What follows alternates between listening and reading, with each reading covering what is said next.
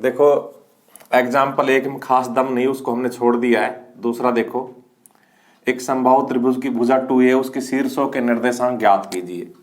तो ये लगभग स्पेशल सा सवाल हुआ। हम ये एक्स अक्ष ले लेते हैं, ये वाई अक्ष ले लेते हैं और ये मूल बिंदु ओ ले लेते हैं और यहां पर हम समबाहु त्रिभुज बना देते हैं।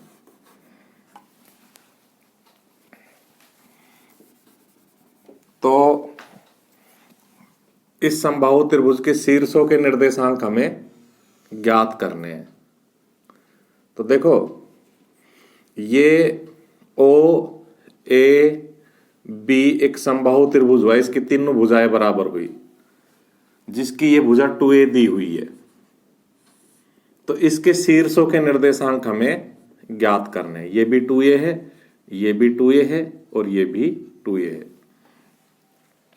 अब इस त्रिभुज के शीर्षों के निर्देशांक ज्ञात करने, तो सबसे पहले हम b से लंब डाल लेंगे।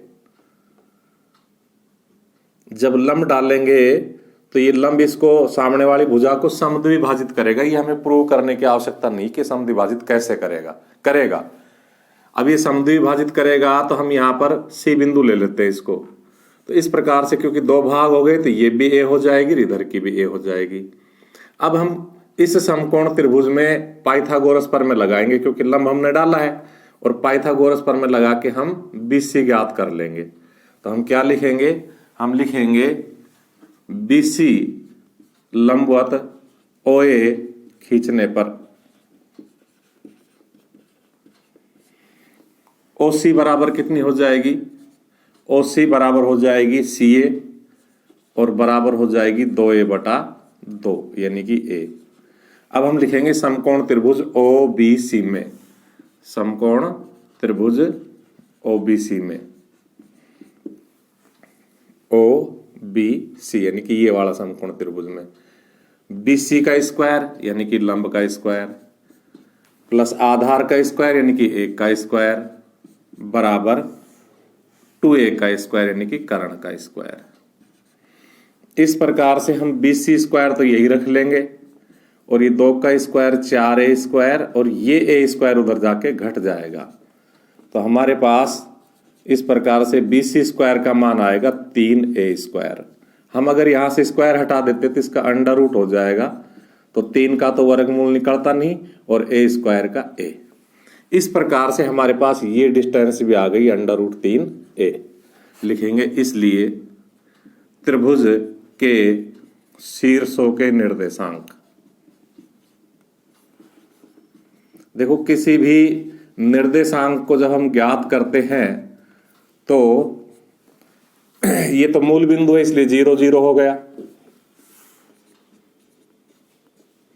दूसरा, जब हम इस शीर्ष के निर्देशांक ज्ञात करेंगे तो ये डिस्टेंस कितनी हुई? 2a और y अक्ष पे हम चले नहीं, इसलिए 0। तो दूसरा हो गया 2a 0। और जो तीसरा शीर्ष है वो देखो, पहले यहां से a चले, फिर यहां से √3a चले, तो इसके निर्देशांक क्या हुए? a और √3a। इसीलिए ये डिस्टेंस हमने पाइथागोरस प्रमेय लगा के निकाली है। तो a और √3a।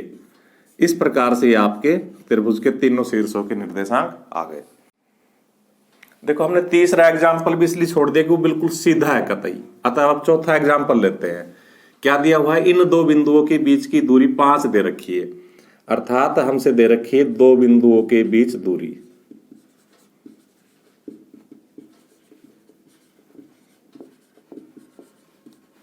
बराबर 5। यहां हम इसके नीचे दो बिंदुओं के बीच दूरी का फॉर्मूला लगा देंगे। तो दो बिंदुओं के बीच दूरी का फॉर्मूला क्या है? x2 - x1 का whole square plus y2 - y1 का होल स्क्वायर और बराबर है ही 5। यहां x2 x1 y2 y1 के मान यहां से रख देंगे। देखो, ये x2 है 5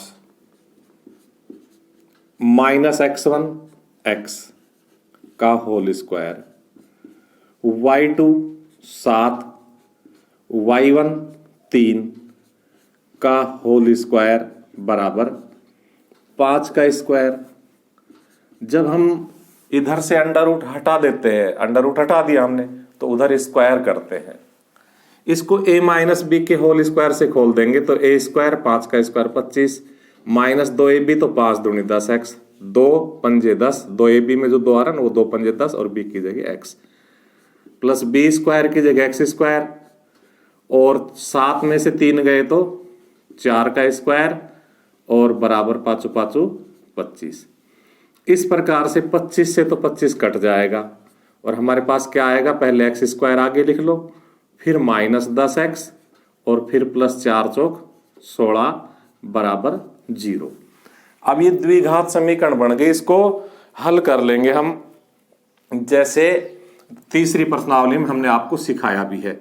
इसके टुकड़े करने हैं, 10 के 2 टुकड़े, कि गुणा करे तो 16 आ जाए और जोड़े तो 10 आ जाए। तो ऐसे टुकड़े क्या होंगे, -8 और -2, क्योंकि इनको गुणा करने से प्लस का 16 आएगा, दोनों माइनस गुणा होके प्लस हो जाएगा, और -8 को और -2 को जोड़ने से -10 आ जाएगा।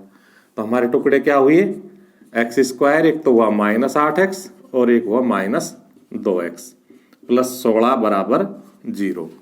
अब हम इसको आगे हल कर लेंगे। देखो हमारी जो प्रश्नावली 9 है उसका काम तो यहां समाप्त हो लिया, यहां और यहां मिला के। उसके बाद तो हम अपनी तीसरी प्रश्नावली में आ गए, तो आज आपका एक किस्म का तीसरी प्रश्नावली का एक सवाल रिवाइज हो जाएगा। तो अब हम x कॉमन ले लेंगे यहां इन दो में, तो क्या बचेगा, यहाँ x बचेगा, यहाँ 8 बचेगा, माइनस इन दोनों में 2 कॉमन ले लेंगे, तो x और इस माइनस की वजह से निशान बदल के माइनस, और 2 8 16।